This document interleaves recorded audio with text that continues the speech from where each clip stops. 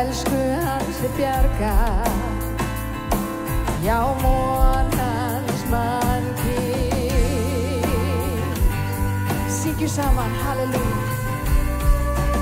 Jesús, flutt hann getur fjöllin, hann frelsa getur hvern mann, frelsa getur hvern mann. Eilíf, höfundur mín sjálfs, því hann eitt sigraði gröf, Jesús sigraði gröf.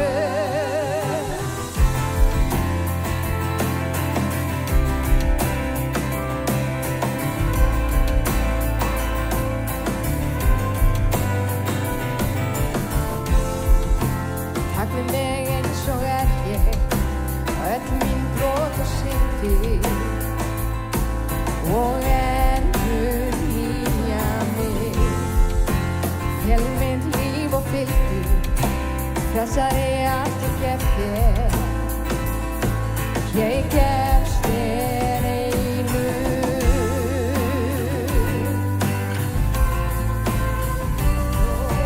Jesús, flutt hann getur fjöll, hann frelsa getur hvern mann, frelsa getur hvern mann. Eilíf, höfundur mín sjálfs, því hann eitt sigraði gröf, Jesús sigraði gröf. Jesús, flutt hann getur fjöll, hann frelsa getur hvern mann, frelsa getur hvern mann. Eilíf, höfundur mín sjálfs, því hann eitt sigraði gröf, Jesús sigraði gröf. Lýsi ljós þitt, láttu heilin sjá, sigran hann, segðu öðrum frá. Jesús, lýsi ljós þitt, láttu heilin sjá, syngjum, sigran hann, segðu öðrum frá. Jesús, flutt hann getur fjöllin, hann frelsa getur hvern mann, frelsa getur hvern mann. Eilíf, höfundur mín sjálfs, því hann eitt sigraði gröf, Jesús sigraði gröf. Flutt hann getur fjöll, hann frelsa getur hvern mann, frelsa getur hvern mann. Eilíf, höfundur mín sjálfs, því hann eitt sigraði gröf, Jesús sigraði gröf. Halleluja! Amen. Þvílíkur Guð sem við eigum. Má ég heyra amen? Nú er búið að opna. Það er búið að opna. Og nú má mæta á samkomur og okkar verður yndislegt að hitta alla aftur. Já, himinninn er alltaf opinn. En það er að vísu þetta COVID þannig sem stoppaði okkur. Það er annað mál. En við erum þakklátt Guð fyrir að vera hér í dag. Við ætlum að lofa Guð í dag. Við ætlum að lyfta upp hans nafni. Við ætlum að heyra hans orð. Og við ætlum að fara breytt hérna út í dag. Má ég heyra amen? Og þeir sem heima sitið, velkomin að skjánum. Og þið vitið núna að húsið er opið. Og klukkan er samt rétt yfir 11. Við gerum okkar bestu í að syngja háu tónana. En velkomin að skjánum. Við ætlum að leggja þessa stund í Drottins hendur. Heilaga Drottinn, ég þakka þér fyrir trúfestina. Ég þakka þér fyrir hver þú ert. Ég þakka þér fyrir að við fáum tækifæri til þess að lyfta þér upp í dag, Drottinn. Ég bið að mæta okkur til landa, sálar og líkama. Ég bið Drottinn að lækna það sem lækningu þarf að halda, Drottinn. Ég bið að gera það sem þarf að gera í lífum fólks í dag, Drottinn. Hjálpa okkur að lofsyngja þér í dag. Hjálpa okkur að taka á móti orðin þín í dag og vertu með okkur. Og ég bið að þessi stund fari inn á hvert heimili hér í dag og inn í hvert hjarta sem er að hlusta. Í þínu heila undsamla nafni. Amen.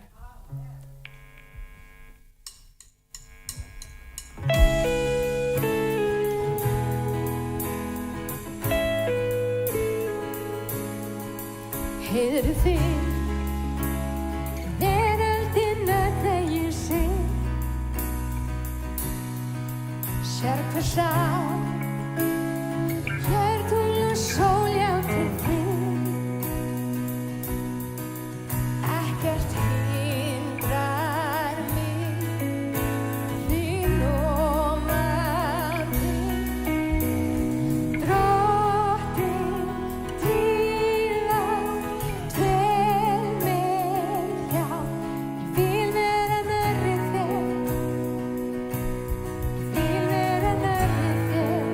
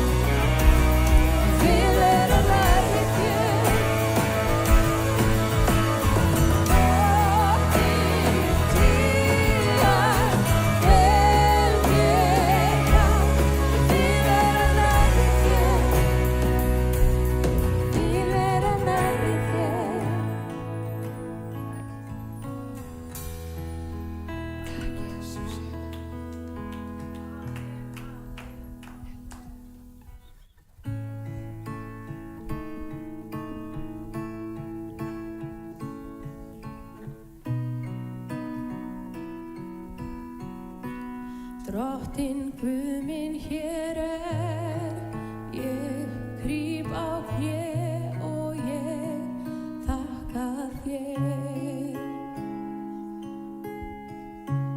Gegnum allt hefur leitt mig þegar nóttin dimm, enginn hér. Þig vil ég lofa, þig vil ég lofa, þig vil ég lofa eilíf minn Guð.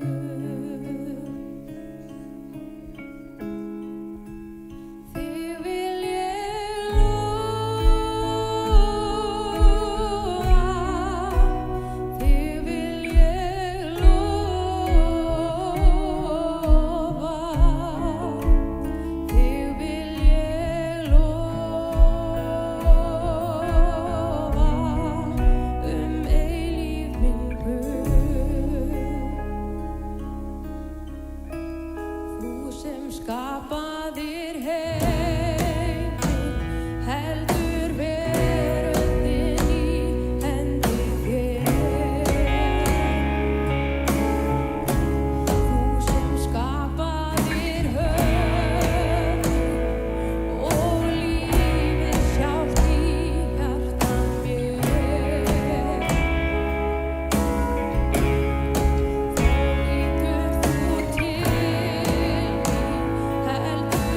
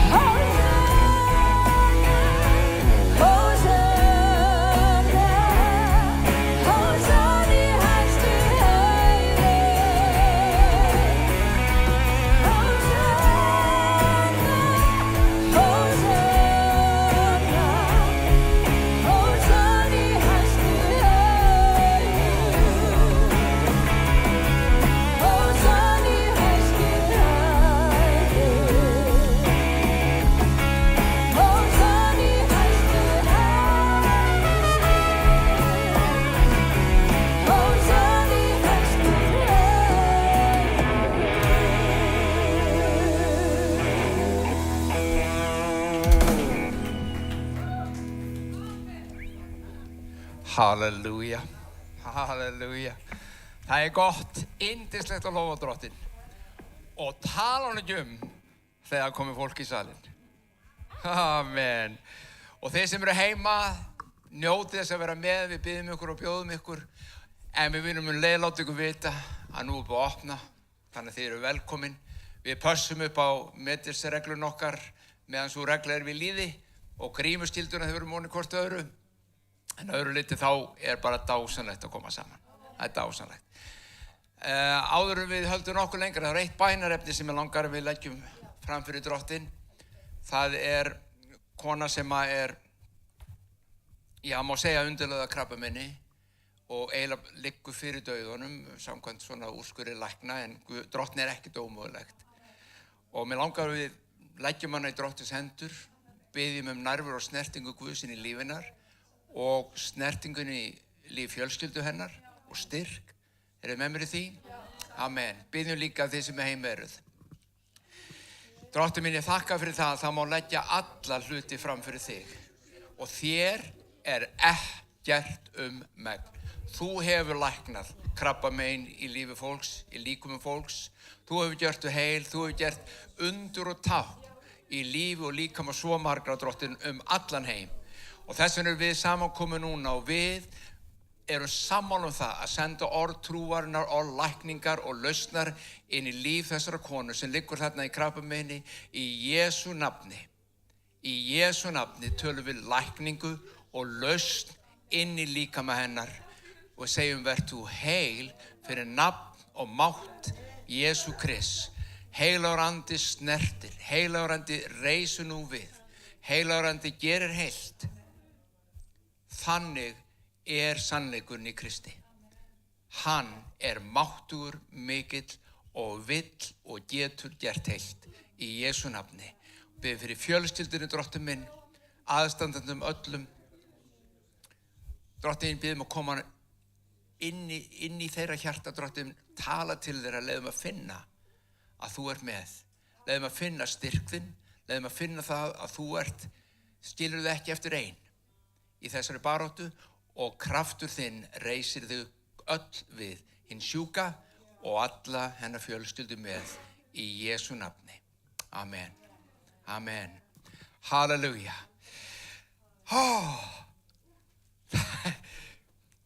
Fyrir ykkur sem heima, ég verð að fá að segja þetta vegna þess að þú ert að biðja svona, við biðjum þó að sé enginn í salnum, en hafa ykkur í salnum, heyra, það dásamlegt, það stórkostlegt. Núna búið að opna og það margt annað og mikið sem má segja ykkur í gleðifréttum. Hún Sigurbjörg okkar, forstöðumaðurinn okkar, hún búin að vera í, sabbatskvíld í 6 mánuði. 6 mánuði. Og hún að koma aftur.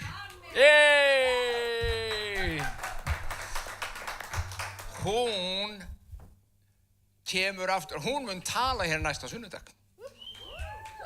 Já, nákvæmlega, það gaman, ég veit það.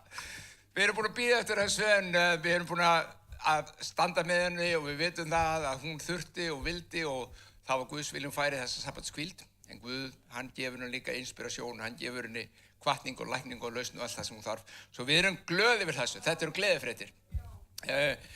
Aðrar kannski, ég veit ekki hvort það eru gleðifréttir hins vegar, að Benedikt vinur okkur, hann bara norður í landi bara og komst ekki í bæinn. Hann átti að tala í dag. Þannig að ég spurglega hvort að rétt upp hönd ef einhver vill. Nei. Þannig að þið sitið uppi með kallinn, sjáðu. Þannig að það kannski gleðifréttir fyrir suma en ekkert endilega alla. En við ætlum að fara í alveg stórkostlegt orð í dag. Ég lofa ykkur því. Það verður ýmislegt til að velta vöngum yfir. Þannig að það framöndan Sigurbjörg næsta sunnudag. Þetta svo gott. Og á miðvikudaginn hérna íhugun, soaking íhugun, hérna klukkan 7, bænastund klukkan 7:30.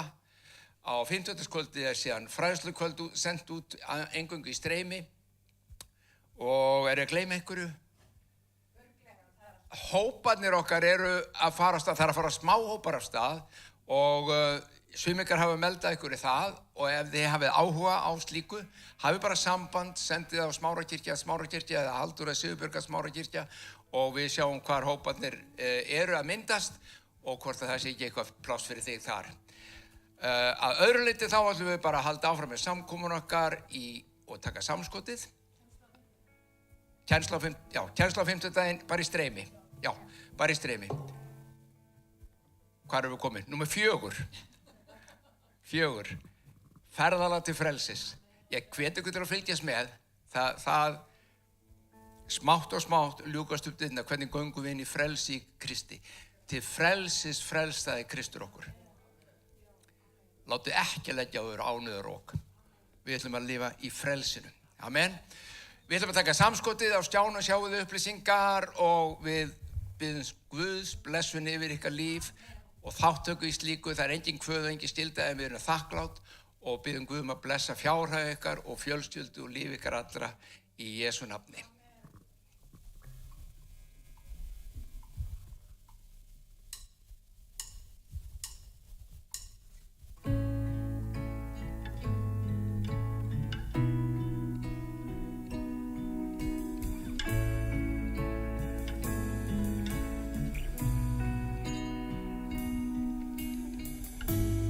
Við þú mig þekkir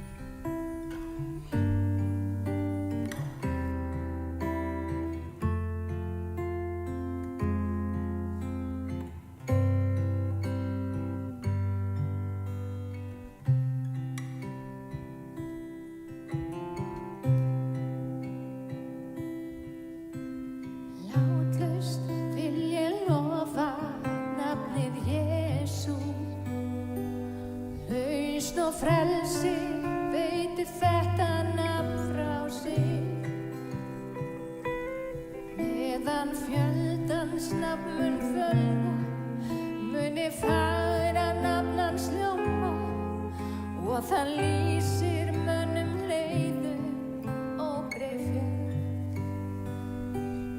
Það leiðin sem við ferðumst yfir öll.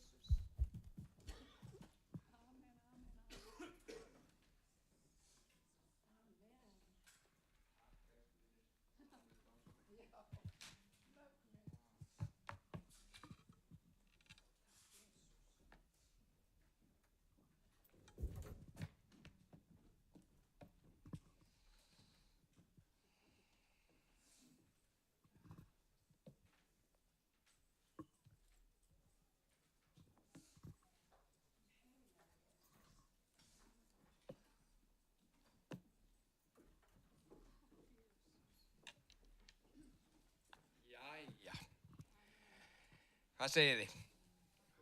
Er það ekki?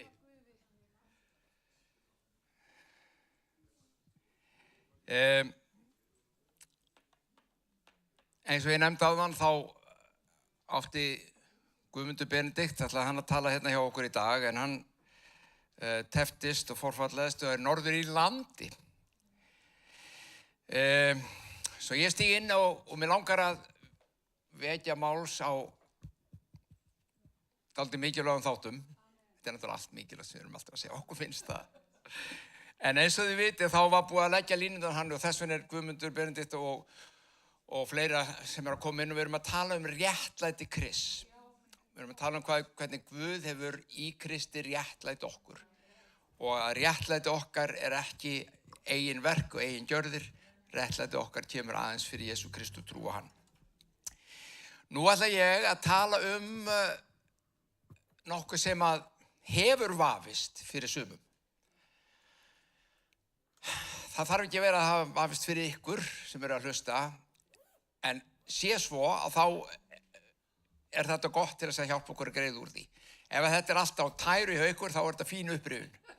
Þá þetta góður hlutur til þess að kama aðeins meir inn í. Ef við hugsum, yfirskriftin hjá mér núna endurnýjing hugarfarsins. Af hverju, hvernig og hvers vegna mikilvægt að endurnýja hugarfarið og hvernig gerum við það? Orðið iðrun í grísku, við tölum mjög oft að iðrast og þú varst að iðrast syndaðinn og þú iðrast þessa og svo hins. Orðið iðrun í grískunni þýðir faktist að stifta skoðun eða stifta hugarfar. Við hins vegar höfum oft lagt upp að þetta sé svona til, fyrirgefðu, svo grátum við úr okkur augu og eyru og af því að við erum að iðrast. Ég ekki að segja að sé eitthvað að því þó að komi tilfinninga með því, en fyrst og fremst það ekki það. Þú getur komið og iðrast syndaðina fram fyrir Guði og grátið úr þér augun af leiðundum yfir í hvað varst vondur eða hvað gerði vont eða ljótt. Svo stendur á fætur og þegar þú ert búin að jafna þig, þá heldur þú bara áfram í því sem þú varst búin að gera. Skilur, það ekki iðrun. Já, en ég kom og iðraðist. Nei, iðrun að skipta skoðun. Iðrun að byrja að hugsa á annan máta heldur þú ert vanur að hugsa. Og það sem mig langar til að gera núna að hvetja ykkur til þess að skoða. Ég ætla að lesa dálítið á ritningaversum og ég ætla að láta þau bara tala til okkar, ok? Og ég ætla að biðja ykkur að ef þið á einhverjum nótunum eruð ekki að hugsa eins og þessi ritningavers kenna okkur að iðrast. Og þá ég ekki að tala að koma hérna og gráta og fyrirgefðu. Nei, bara, ég ætla að skoða þetta, ég ætla að skipta skoðun. Ef þetta Guðs orð, þá skipti ég skoðun. Það aldrei langt síðan ég komst að því að ef ég og Guðs orð eru ósammála, þá skipti ég skoðun. Það bara svoleiðis. Jafnvel þó að það sé hluti sem ég hef alltaf trúað að Guðs orð kendi. Svo sé ég bara, þetta bara ekki þetta sem Guðs orð kendi. Þetta bara eitthvað sem mér var kent af einhverjum öðrum eða ég hélt. Og kíkjum á. Maðurinn, Jesús Kristur, deyr fyrir syndir okkar. Takk til þetta, hann gjörðist maður. Hann var sannur maður. Hann lagði til hliðar guðdómleika og hann gjörðist maður. Hann var maður í einu öllu, hann var 100% maður. Hann deyr fyrir syndir okkar á krossinum og hann rís frá dauðum. Og Rómverjabréfið kennir okkur að þar með hafi hann verið frumburður margra. Hann var frumburður margra systkina, bræðra og systra. Við það að rísa frá dauðum eða hvað? Býtu nú við. Hvernig má þetta vera? Að þú hugsar það, hann var ekki fyrstu til að rísa frá dauðum. Hann sjálfur var búinn að reisa fólk frá dauðum. Voru þeir þó ekki frumburður margra? Nei, vegna það ekki verið að tala uppreisn í holdinu. Þó hún sé nauðsynleg og mikilvæg í krafti Krist, það verið að tala annars konar hlut sem að Guð gerði þegar reisa frá dauðum. Hann deyr líkamlega, en syndin deyðir og hann varð að synd okkar vegna. Svo hvernig deytti syndinan? Ekki líkamlega. Það var Rómverjarnir sem deytti hann á krossinu líkamlega. Syndin sem deytti hann var andlega. Myndið hann var maður. Og hvað er ef að synd leiðir til dauða, og þetta svolítið svona, ég ætla að reyna að gera þetta eins einfalt sem ég get. Þetta hellingsefni, þetta mikill leyndardómur, en ég ætla að reyna að gera hann eins einföld eins og ég get í örfáum orðum. Synd leiðir til andlegs dauða, sem myrkvaður andi, tengslalaus við Guð, aðskilinn frá föðurnum. Aðskilinn. Synd þýðir sundrung. Synd sem búin að sundra þig frá Guði. Aðskilja þig. Muniði hann sagði, Guð minn, hví hefurðu yfirgefið mig? Þetta sagði Kristur á krossinum. Hann var aðskilinn frá Guði, þannig deyr hann. Andanum, vegna syndarinnar. Þegar Guð reisir hann síðan frá dauðum, þá ekki bara reisir hann líkamans við, eins og að Jesús hefur búin að reisa aðra líkama við, hann endurfæðir anda mannsins Jesú.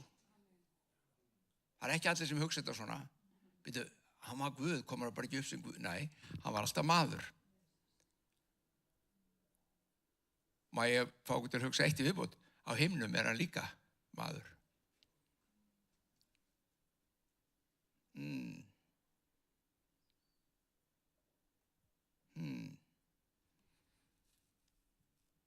Fyrir mig að segja eftir. Þetta eru pælingar. Enn og aftur, aldrei taka mín orð fyrir því, skoði Guðs orð. Hann sem sagt, deyr líkamlega, en hann deyr líka andlega. Sumir ekki allir sammála þessum ég segja. Sumir vilja meina hvernig hann deyr ekkert andlega, hann hættir ekkert að vera til. Nei, þeir sem deyja andlega syndi, við hættum ekki að vera til, það hættir enginn að vera til. Sálin og andin lifa eftir sem áður, það bara spurningi lifaði í návist Guðs eða ekki. Og andlegu dauði í Biblíunni lýsir aðskilnaði frá Guði. Okay? Þannig að það það sem gerist með Jesú. Þegar hann síðan rís frá dauðum, þá endurfæðir Guð anda hans og fyllir hann allri Guðs fyllingu. Þess vegna hann frumburður margra. Að því allir þeir sem frelsast eftir það fá að feta í þetta fótspor og fá endurfæðingu. Þetta endurfæðingin. Sama gerist í Jesú.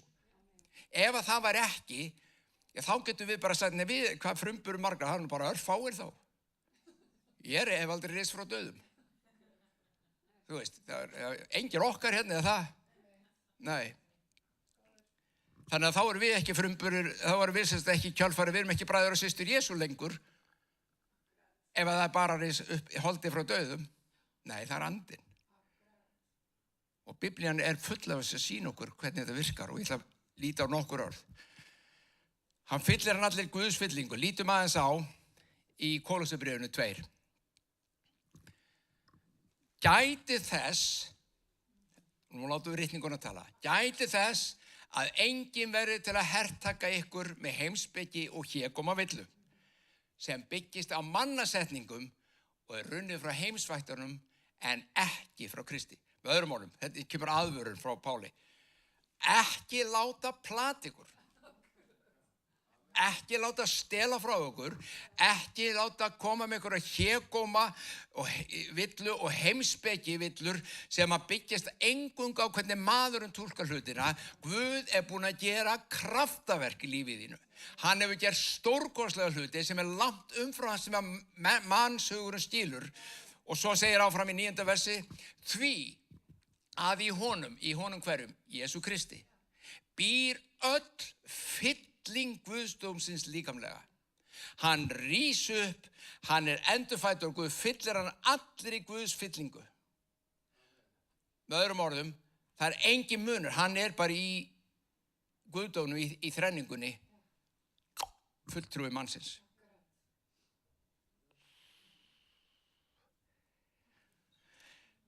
Vá. Hann fulltrúi þín og mín. Hann frumburðurinn sem við fáum að fylgja eftir inn í þessa einingu með Guði. Hann höfuð sérhvers valds, tegnur og valds sem Guð hefur gefið honum. Hann konungur konungana, hann drottni drottnara. Og þið hafi nú öðlast hlutdeild í þessari fyllingu. Það endurfæðingi þín og endurfæðingi mín. Þú átt hlutdeild í þessu.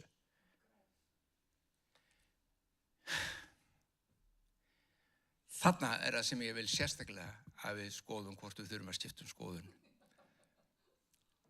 Því að flesti kristnir sem ég þekki, og ég gerði það í mörg ár, að eiga hlutdeild í þessu, gekk út á það bara að ég starfaði á þjónninn hans og ég var lærisveinninn hans og svo þegar ég dey og fer til himna þá fæ ég hlutdeildina mína afhenda. En það ekki það sem Biblían kennir. Hún kennir, þetta núna. Þú átt þetta núna. Þú átt þetta núna. Í honum eru þið einnig umskornir, þeirri umskurð sem ekki var með höndum gjörð, þið voru einnig umskorin.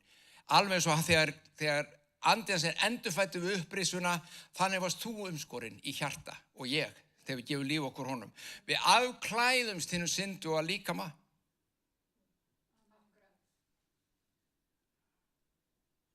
Ég skal lofa ykkur því, þetta eina af þessum setningu sem margir bara skilja bara ekki. Ég afklæðist hinum syndu og líkama. Þetta bara eins og kápa. Galli. Hvernig fer ég úr líkamanum?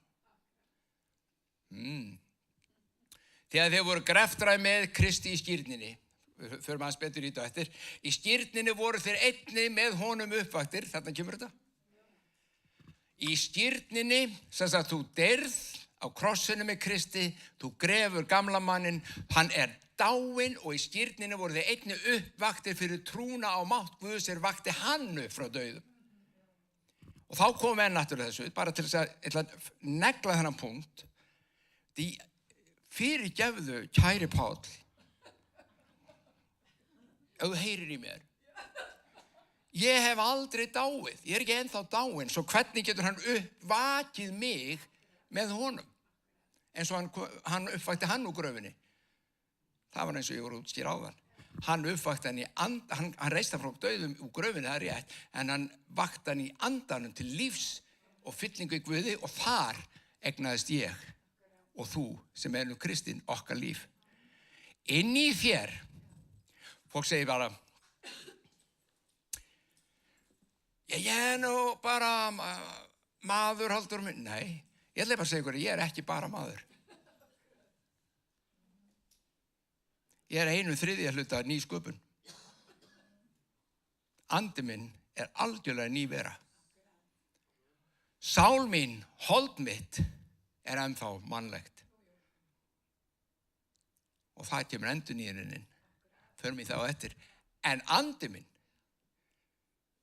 Biblían lýsir í hvort ég karli kona, hvort ég gyðingunni í Grikki, bara ný sköpun í Kristi. Það ég inn í mér og það þú inn í þér ef þú átt Krist. Og þarna þurfum við líka að byrja að hugsa upp á nýtt. Þetta oft þeir hlutir sem við gleymum eða bara ræktum ekki. Við vitum þetta einhvern veginn hérna, já, en við skiljum þetta ekki. Þannig að þetta svo djúpt. Þetta djúpt og þetta sko leyndardómur, en þetta samt eitthvað sem þú getur skilið. Inn í mér andi Guðs, sá sami og reisti Krist frá dauðum. Inn í þér andi Krist, sá sami og reisti hann frá dauðum. Ef þú á trú á Jesú, þá það sem Guð gaf þér. Hann kom ekki inn í lífið og sagði, jæja, Halldór minn. Jesús hann nú svona besta hegðun á lögreglu í heimi og nú ætla ég að segja hvernig þú átt að lifa. Nei, það bara ekki það. Já, nákvæmlega. Það ekki það sem að Biblían kennir okkur. Breytist hegðun okkar við að vera kristin? Nei, jú. Sjá, sumum breytist hún ekkert voðalega mikið. Það bara þess að, en auðvitað breytist hún. Hún breytist þegar andinn fær að stýra. Þegar innri maðurinn fara að vinna, þá breytist hún. Þannig að við erum þannig séð hluttakendur í þessu guðlega eðli. Hann búinn að gera okkur eitt með guðdómnum í Jesú Kristi sem situr á hásættu sínu vegna þeirra verka sem hann vann og vegna þess hvað hann gerði og hvernig hann uppfyllti allt það sem Guð fór fram á, þá fékk hann þetta sæti. Og þú og ég megum koma með. Byrjum að hugsa þetta svona. Verum meðvituð það. við komumst valla hjá því. Við erum ekki kannski alltaf að hugsa á hverjum degi hvað fjölskyldu við tilurum, svona í náttúrulega kjarnafjölskyldunni. Við erum ekki að, þetta fjölskyldum minn. Hérna var pappi, við erum ekki að tella þetta upp. Heyrðu, þú þarft ekki að loka dyrunum annað en að loka dyrunum heima þar í lok dags og setjast niður með fjölskyldur og borða, þetta fjölskyldan. Þú veist hver þú ert. Það er alltaf verið að minna það hver þú ert og hverjum tilheyrir. Þú þarft að gera það með Jesú. Hverjum tilheyrir ég? Hvar er ég? Með hverjum sit ég? Segir ekki í Efesusbréfi, þú hefur sest með honum í himinhæðum. Þú situr þar. Það rugglar þetta, ég er hérna í Smáragirkju í Spórhöfnum. Sjáu þið. Af því að við, og ég kem að þessu eftir, þetta leiðir allt inn í eitt krakkar, vegna þess að við lifum svo mikið í holdinu, og ég kem ekki, og ég er ekkert mikið í holdinu, ég er syndgaldur, hold er ekki bara það, ég ætla að útskýra það eftir. Við lifum svo mikið þar að við gleymum oft hver við erum. Við gleymum að ég er 1/3 ný sköpun. Og það er hún, þessi nýja sköpun, sem ræður öllu ef ég leyfi henni. Og það er það sem ég vil að ráði. Af hverju vegna þess að það er Guð. Það er sami andinn og reisti Krist frá dauðum, segir Biblían. Er í mér og er í þér. Þetta er staðan á endurfæddum einstaklingi í Jesú Kristi. Hlutdeild í guðlegu eðli, sami krafturinn. Hvaða máli skiptir nú þetta upp á það endurnýjun hugarfarsins og að lifa trúarlífinu, að vera sem meðvitaður þetta. Lesum við 1. Jóhannes og nú koma vers sem að margir kristnir hafa strögglað við. Hver sem að Guð er fæddur drýgir ekki synd.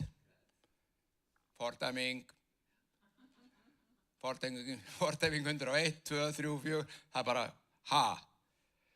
Hver sem að Guð er fæddur drýgir ekki synd.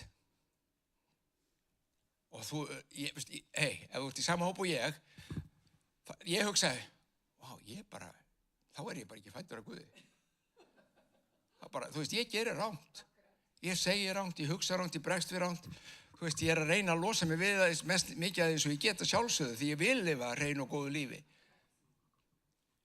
En bara hér segir það bara, ef þú ert fæddur af Guði, bara drýgir ekki synd. Hvers konar eiginlega boðskapur er þetta? Þetta sýnir hvað Biblían er vitlaus.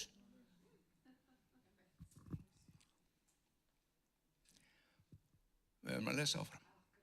Því að það sem Guð hefur í hans sáð varir í honum.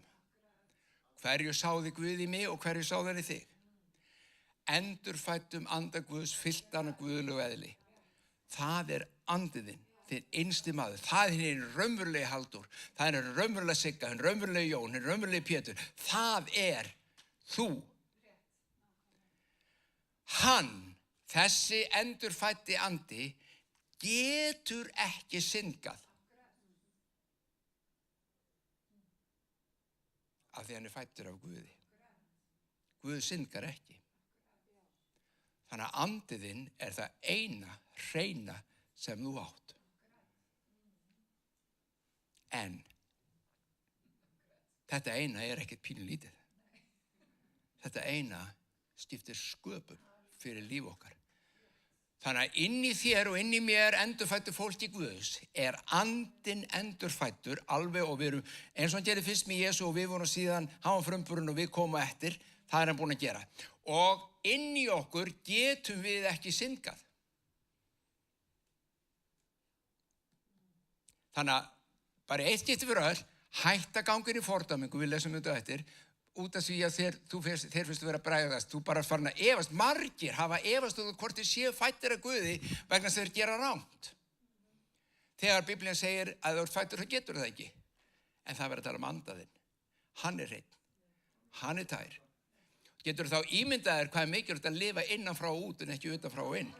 Getur séð núna, okkur er ég alltaf að tönglast á því, þú verður að lifa innan frá þér og út til að það. Hvað er inni? Andinn. Sem reisti Krist frá dauðum, hann þarf að stjórna lífið þínu. Þetta er það sem er munurinn að leiðast af anda Guðs og leiðast á holdinu. Holdið er ekki bara að ég er alltaf í synd og eitthvað drullusokkur. Það ekki holdið. Holdið einfaldlega að leiðast af skilningavitunum. Leiðast utan frá inn. Hvað heyri ég? Hvað sé ég? Hvað smakka ég? Hvað finn ég? Og láta það stýra því hvernig ég bregst við. Það að leiðast á holdinu. Og ef við förum dýpri í það, þá segir Biblían líka að leiðast á holdinu að reyna að lifa eins og það hafi verið ekkert að éta nema skilningstré góðs og ills. Það að segja að þú ætlar að lifa eftir skilningstré góðs og ills, alltaf reyna að skynja hvað rétt og hvað best og eitthvað svona utan frá inn, þá feilaru. Og það leiðir til dauða. Það aðeins að lifa í andanum. Innan frá og út sem leiðir til lífs. Þetta trúarlífið. Að þessu augljós börn Guðs og börn djöfulsins. Hérna, hann ekkert að skafa þessu. Það bara annarkvort ertu í Guði og þú ert endurfæddur og það sést, eða þú ert bara í myrkrinu. Það bara svoleiðis. Já. Og hvernig birtist svo að lifa innan frá og út? Já, það er að útskýra með því að útskýra hvað gerist ekki hjá hinum. Sá sem iðkar ekki réttlætið, þetta kemur þetta aftur. Þarna þegar ég las þetta hérna í gamla daga, þá hugsaði ég alltaf, ég lifi ekki réttlætu lífi. Ég hélt alltaf að iðka réttlæti var að vera sannur og réttur í öllu sem ég gerði. En þá ég komin í lögmálið. Þá ég farin að reyna að búa til mitt réttlæti. Réttlæti hefur ekkert með það að gera í Kristi. Það til svoleiðis réttlæti, við bara meikum það aldrei í því. Þú veist, við bara náum ekki að klára það. Við bregðumst alltaf. Réttlæti sem hann að vísa hér, sem iðkar réttlæti, réttlæti sem búið að gefa inn í þér. Það réttlætur fyrir Krist. Ekki bara þú sitt réttlætur heldur, þú ert réttlæti Guðs í Kristi, segir Korinthubréfið. Þú ert réttlætið hans. Vá! Það réttlætið sem iðkar. Svo þið sjáu strax, þú verður að lifa innan frá út ef þú ætlar að iðka réttlæti Krist. Já. Og svo kemur þetta snilda setning. Ef þú ekki iðkar réttlæti, þú sem sagt ekki að lifa í andanum og elskar ekki bróðin. Hann heyrir ekki Guði til. Ávöxtur þess að lifa innan frá út í Kristi Jesú að þú elskar bræður og systur. Þú elskar þau.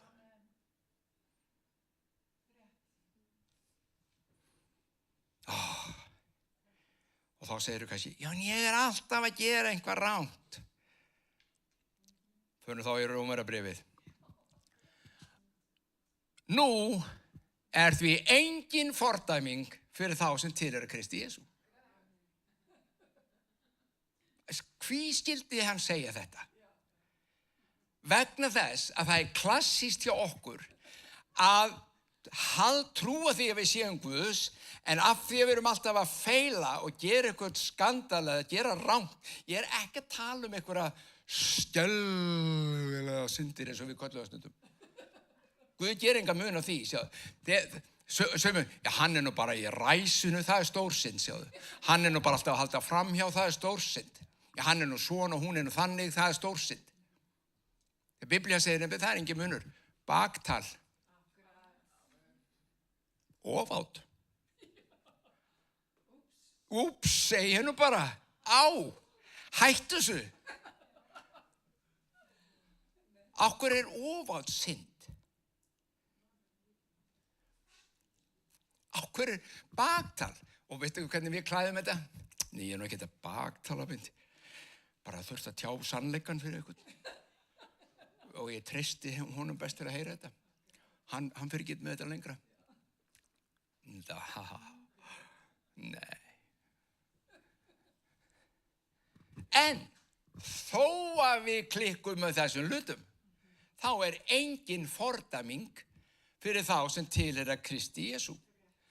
Því að lögmál lífsins anda hefur í Kristi Jesú frelsað þig frá lögmáli syndar og dauða. Það sem lögmálunum var ógerlegt að gera, og stöldur maður við, hvað átti lögmál Móse að gera?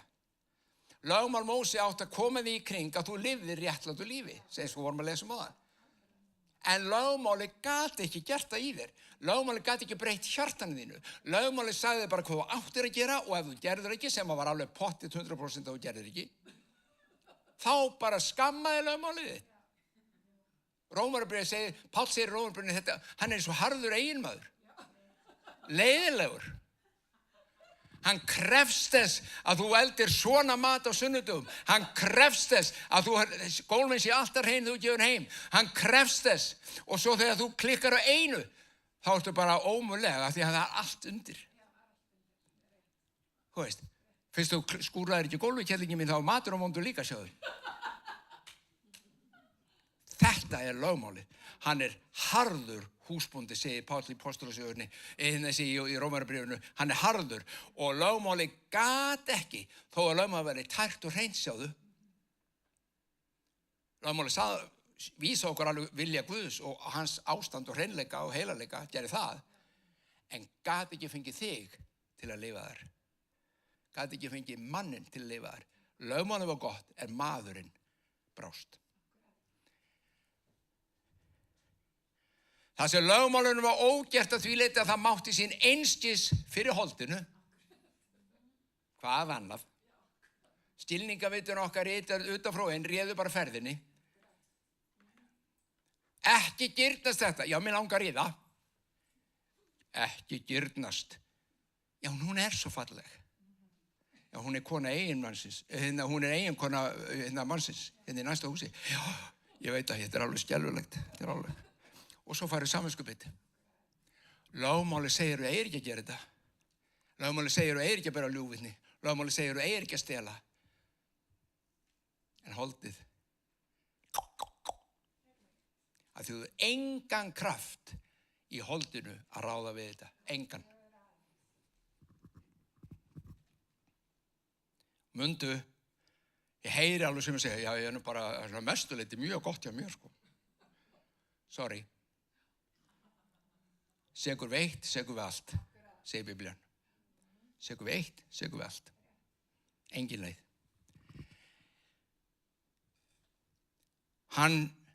Það gjörði Guð með því að senda sinn eigin son í líkingu syndugs manns gegn syndinni og þannig dæmdi Guð syndinni í manninum.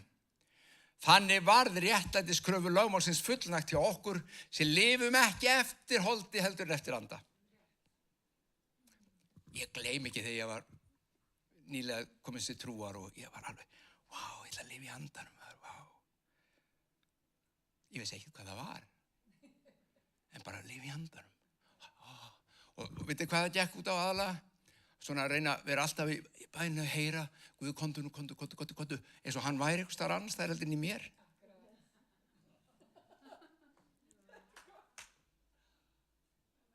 Það var ekki finn ég heyri sig, Halldór. Þú ert að leita langt yfir skamt. Þú þarft ekki að fara yfir bæjarlækinn til að ná í vatni, sko. Þetta er allt í þér. Ég setti það í þig. Þú þarft að læra að lifa þaðan. Þeir sem láta stjórnast af andanum hyggja á það sem andans er. Hyggja holdsins er dauði, það var að segja þannig. Ef þú stjórnast af ytri þáttum, ef þú stjórnast og lætur lífið þitt algjörlega leiðast bara af skilningavitunum 5, þá leiðir það bara til dauða. Hyggja holdsins er fjandskapur gegn Guði, með því að hún lítur ekki lögmáli Guðs, enda getur hún það ekki. Þeir sem eru holdsins menn get ekki þóknast Guði. Það er ekki hægt að þóknast Guði í eigin verkum. Það er ekki hægt. Svo kemur þessi stórkostlega setning. En þið eruð ekki holdsins menn. Þið eru andans fólk. Þar sem andi Guðs býr í ykkur. Og þá ætlum ég bara að fá okkur til að hugsa aðeins öðruvísi. Ef andi Guðs býr í þér, þá ert þú ekki holdsins maður eða kona. Þú ert andans maður. Ef það er ekki tilfellið, þá þarftu að endurfæðast. Þá þarftu að fá þennan anda.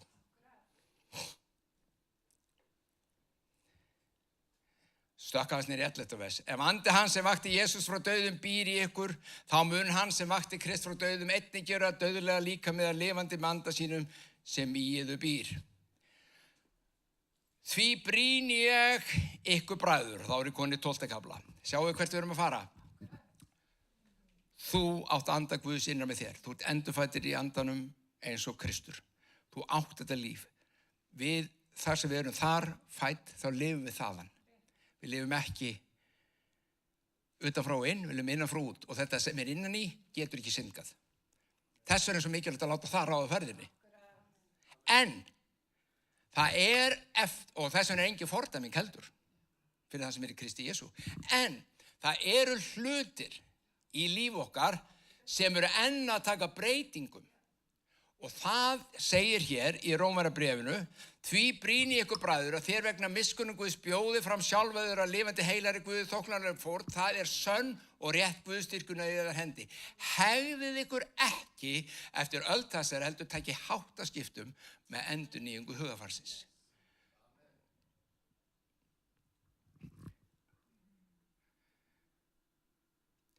Lífið sem er inn í, Kristlífið inn í þér, þarf að smátt og smátt að taka yfir í lífinu og breyta huganum. Þú ert búin að temja hugaðinn og athafnir og orð til að hlýða andanum. Andinn er réttur, hann er sannur, hann er saklaus, hann er kröftugur, hann er máttugur.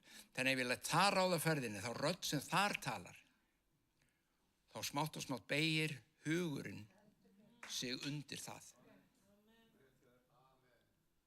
Það er endurnýjung hugarfarsins. Það sem þú ert að gera rangt, þegar þér finnst þú vera að synga og gera ranga hluti, þá er það vegna þess að hugurinn er ekki komin endurnýjaður og þannig í samræmi við andan og þú ert enn að flippa þar. Heldur Guði í gegn þér? Nei. Engin fordæming. En hann segir hins vegar, hei, lifið í andanum. Hann dæmir þig ekki en hann segir, gottu. Hann er svo Kalli prins í Breitlandi, segir við strákana sína, hei, þú ert næsti kóngur, gottu. Ekki vera að drekka þig fullar af pöpunum. Það hæfir ekki konungi. Sérðu? Hætti þeir að vera synir hans? Nei. En þetta bara passar ekki. Lifðu bara eins og kóngur. Kóngar gera þetta ekki. Þú veist, hann byrjar að tala. Það er það sem Andi segir. Hann talar til mín og segir, Halldór, hvað er rétt hér? Hvað er Guðs andi og vilji? Hlustaðu. Og segi, ég tem síðan huga minn að hlýða því. Þá smátt og smátt hættir hann öllu hinu dótinu. Og með þeir að ganga í gegnum þetta getur tekið smá tíma, en með þeir að ganga í gegnum þetta, þá er ég ekki búin að tapa frelsun minni. Guð elskar mig ennþá, hann heldur engu í gegn mér og veit hvað er merkilegt við þetta allt? Þú ert ekki einu sinni syndari. Það er það sem margir kristnir halda. Ef ég gerir rangt, þá er ég syndari, ég frelsar á Guðs, nei, þú ert frelsar á Guðs, mikið rétt, en þú ert ekki syndari, þú ert endurfætt Guðs barn með það er þú. Hugurinn og kollurinn á þér og líkaminn er að gera kannski einhverja hluti sem þú vilt ekki að hinn geri, en þá tekur þú stjórn á því. Það er enginn sem ræður þínum hugsunum nema þú. Þú skiptir skoðun, þú breytir, þú hugsa núna eins og Guðs orð en ekki eins og þú ert vanur að hugsa. Ég þurfti að skipta skoðun. Ég þurfti að umbylta því hvernig ég hugsaði sjálfa mig. Hver er Halldór? Hver er Gunnar? Hver er Jón? Ef þau eiga lífið í Kristi. Þau eru bræður og systur Jesú með hlutdeild í guðlegu eðli þar sem engin synd er, engin fordæming er. Þetta er þú. Hitt gumsið þarf bara verið í samræmi við það. Það er endurnýjung hugarfarsins. Þetta þurfum við að temja okkur smátt og smátt. Munið þið gríska orðið þýðir að skiptum skoðun, að iðrast þýðir að skiptum skoðun. Skiptum skoðun. Og skoðunum sem ferði yfir á er það sem Biblían kennir þér. 100 aldur viðsnúningur. Aldur. Sum ykkar þurfa að byrja að hugsa upp á nýtt. Hei. ok, ég ekki vanur að hugsa þessi nýja manni, ég nýr maður. En veitu hvað, ég ekki bara nýr maður, ég bara 2/3 hluta maður, svo ég bara ný sköpun.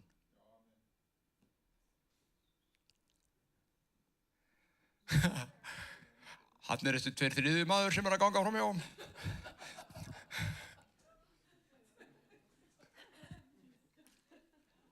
En það Biblían segir, þú ert nýsköpun og hún segir, þú ert hvorki gyðingur eða Grikki eða heiðingi, þú ert algjörlega nýsköpun í Kristi. Það bara eitthvað algjörlega nýtt.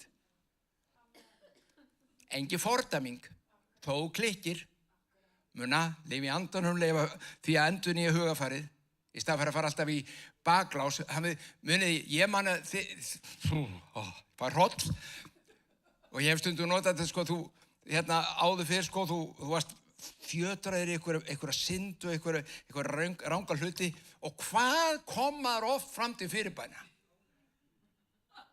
Þú veist, það var beðið fyrir maður iðraðist, maður grét og ég vissi það að ég varð að setjast á aftastabekk eftir það því ég var svo ljótur svo ég settist á aftastabekk, ég átti engan aðgang að himninum, ég gæti ekki komið í einhverja bænastund nema mér leið illa.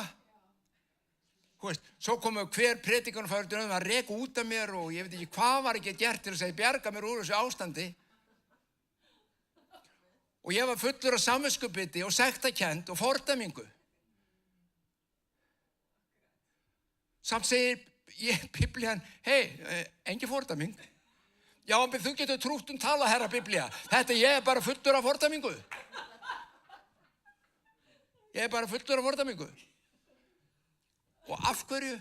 Og ég hafði ekki grænan Guðmund það hver ég var. Ég vissi ekkert hver ég var innan með mér, ekki neitt.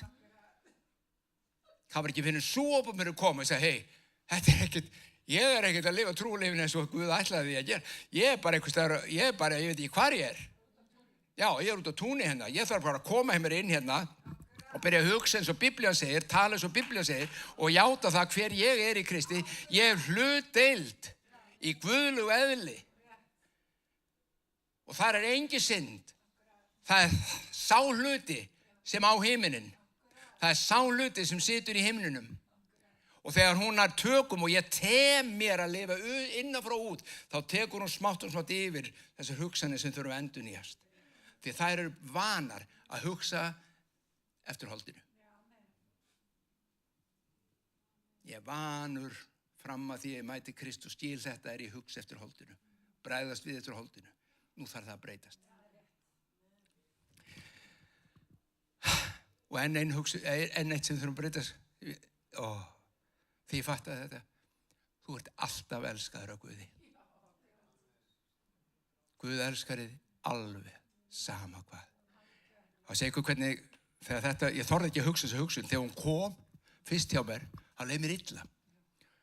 Hún var svona, Guð elskar mig jafn mikið þegar ég hér standandi frammi með lyftandi höndum og hef ekki syndgað innan gæðsaleppa í viku. Og ég bara hreinn og réttlátur, ég búin að boða, ég búin að biðja fyrir fólki þegar læknast og Guð elskar mig jafn mikið þá eins og þegar ég syndga niður í bæ. Já, hann dó nákvæmlega, hann dó meðan þú varst í syndum. Heldur hann elskaði þá eitthvað minna þegar þú ert orðið barnið hans. Þannig eru allir góði pappar. Elska á meðan þú ert ómögulegur, hata þig þegar þú ert vondur. Nei.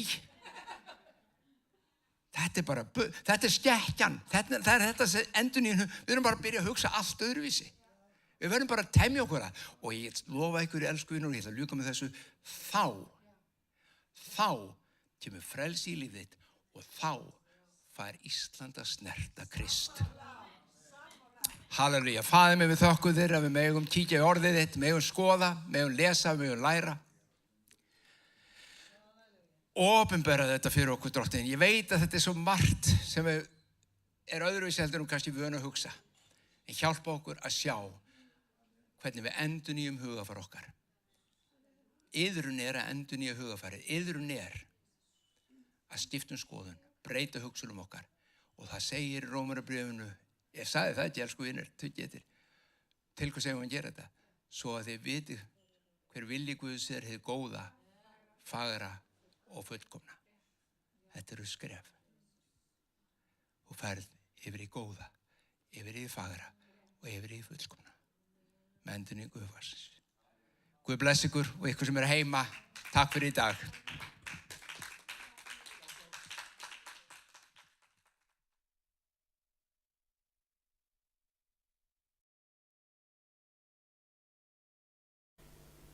Nú samkoman á enda.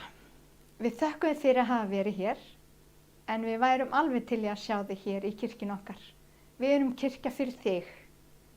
Láttu sjá þig og leyfðu okkur að gefa þér þann kærleik. Takk fyrir að vera með okkur í dag og Guð blessi þig út vikuna. Sjáumst eftir eina viku.